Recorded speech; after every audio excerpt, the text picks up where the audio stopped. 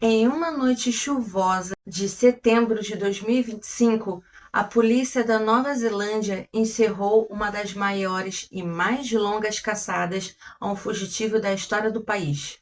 O confronto, que seguiu a um roubo, colocou um ponto final em 4 anos de busca, e o homem caído no chão não era um criminoso procurado, e sim um pai de 3 crianças. E o policial gravemente ferido ao lado dele não era sua única vítima. Ele era Tom Phillips, e sua história, que parecia um conto de sobrevivência, esconde uma verdade muito mais sombria, de desespero, criminalidade e violência. A pergunta que resta é: como um pai que só pensava em proteger sua família se tornou um criminoso procurado por um país inteiro? Hoje vamos desvendar essa história. Me chamo Karen e sejam muito bem-vindos ao Codinome Vermelho. Antes de continuarmos, já deixa seu like e se você é novo aqui, se inscreva no canal. Agora vamos direto ao caso. Para entendermos melhor essa história, precisamos voltar ao início de tudo, muito antes do tiroteio e das manchetes. Thomas Phillips, que aqui vamos chamar de Tom, tinha 38 anos na época. Para entender por que Tom Phillips se tornou um fugitivo, precisamos entender quem ele era antes de tudo isso acontecer. Ele era um homem que foi criado na cultura de autossuficiência. Ele era uma figura com raízes extremamente profundas na comunidade rural e isolada de Maricopa, na região de Waikato, Nova Zelândia. Sua família de fazendeiros se dedicava à agricultura por gerações. Era muito respeitada por toda a comunidade, além de possuírem uma vasta propriedade, e ficava às margens da fronteira com a mata, onde Tom explorava desde a infância. Essa vida na fronteira deu a ele um conhecimento extremamente profundo na região, que viria a fazer toda a diferença no meio do caso. Tom levava a filosofia de vida ao ar livre e ele era completamente avesso à tecnologia, evitando bancos tradicionais e, principalmente, mídias sociais.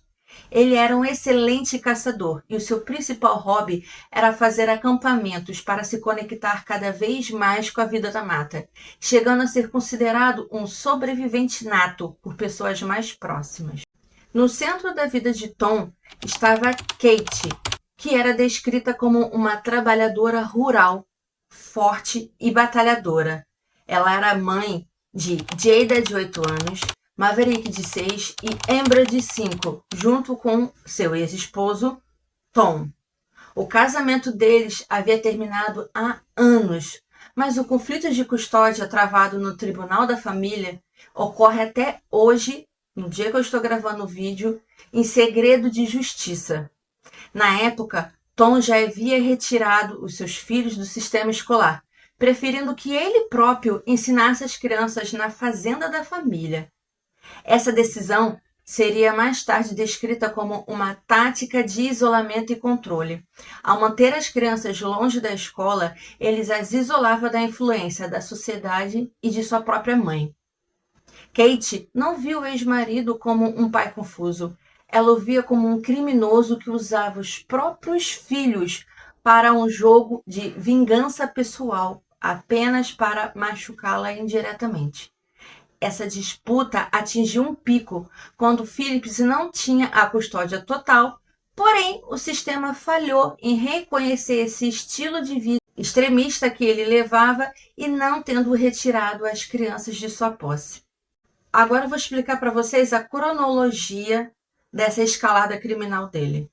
A saga de Tom Phillips se desenrolou em 2 fases distintas, cada uma delas mais problemática que a outra. O primeiro desaparecimento aconteceu em 11 de setembro de 2021. Phillips e os seus 3 filhos simplesmente desapareceram. 2 dias depois, a caminhonete dele foi encontrada abandonada com as chaves estrategicamente escondidas embaixo do tapete. O local era uma praia que ficava em uma área isolada, o que fez as autoridades pensarem que a família teria sido arrastada mar afora. As autoridades, temendo que Tom tivesse sido arrastado com as crianças, iniciou uma busca incessante por mar e terra para encontrar toda a família, gastando inúmeros dólares de recurso nas buscas. Mas Phillips estava apenas aplicando o conhecimento de sobrevivência que adquiriu desde a infância. O terreno da região era tão íngreme e obscuro que neutralizava a tecnologia avançada da polícia e as imagens térmicas para encontrar a família. E Phillips sabia disso e sabia como se esconder. A família foi só encontrada 19 dias depois.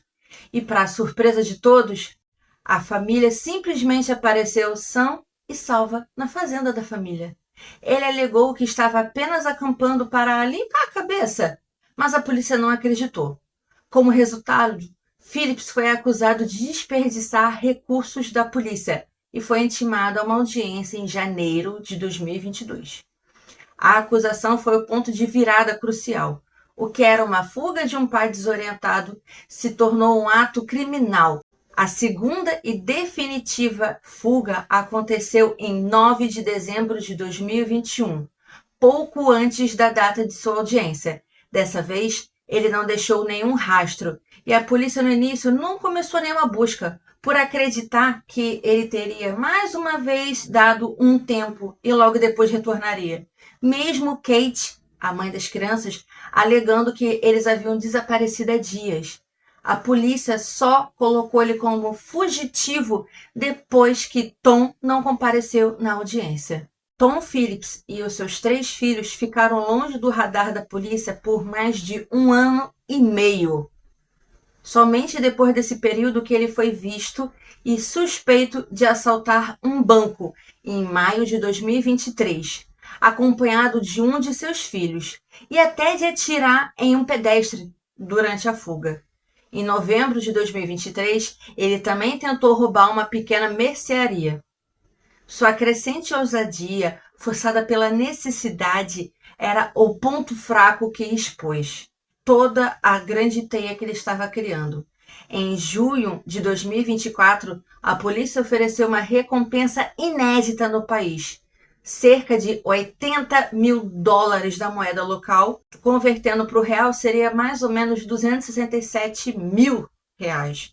Seria colocado para obter qualquer tipo de informação sobre Tom ou as crianças.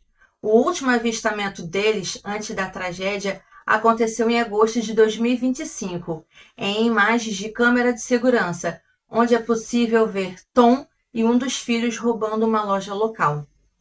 Para a polícia, a pergunta era: como um homem e 3 crianças conseguiriam sobreviver na mata por quase 4 anos, até encontrarem o principal acampamento?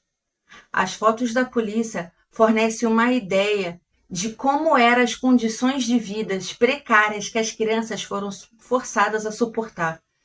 Os acampamentos eram descritos como sombrios, mal iluminados, improvisados com lonas, além de terem muito lixo espalhado pelo local. A polícia acredita que esse era só um de muitos esconderijos que Tom utilizava, justamente porque ele se escondia em um abrigo e quando ele percebia que a polícia estava se aproximando, ele retirava as crianças daquele abrigo e iria para outro. E ele foi fazendo isso por vários longos anos. A escolha dos locais também era feita de forma estratégica. Os acampamentos eram construídos em encostas completamente íngremes, que dificultava a busca por terra. E também era camuflado com a vegetação natural, justamente para dificultar a detecção de buscas aéreas. E o que tornava essa fuga tão sustentável? 2 coisas: o terreno e a preparação tática de Phillips desde a infância. Lembra que eu falei para vocês que a casa dele, na época, era fronteira com a mata? Pois é, ele teve muito tempo para poder explorar, aprender e conhecer a região com a palma da mão dele. A investigação revelou um detalhe sinistro no acampamento. Além do rifle usado no tiroteio, a polícia também encontrou várias outras armas de fogo. A quantidade e o tipo de armamento ultrapassava a necessidade de caça, que sugere que Tom não pretendia apenas se esconder, mas sim estar preparado para um intenso e violento confronto, caso fosse necessário. Na madrugada de 8 de setembro de 2025, um alarme em uma loja local foi acionado. A polícia se posicionou e encontrou Phillips e um de seus filhos fugindo com os itens roubados em um quadriciclo. Quando a polícia o confrontou, Phillips simplesmente reagiu, puxando o seu rifle e dando um disparo a queima-roupa em um policial, terminando com Phillips também caído ao chão e o seu filho detido. Phillips foi fatalmente atingido e o seu filho colaborou com a polícia para poder encaminhá-los e localizar o abrigo onde as outras duas crianças estavam aguardando sãs e salvas. As crianças estavam a cerca de 2 quilômetros do confronto e agora já estavam com 9, 10 e 12 anos. Elas foram resgatadas e colocadas sob os cuidados da Agência de Proteção à Criança.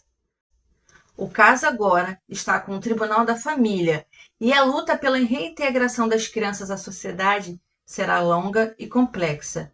Vocês acham que o caso terminou? Não. Para a polícia, ele só está começando. A polícia declarou em nota pública que era claro que Tom tinha ajuda externa.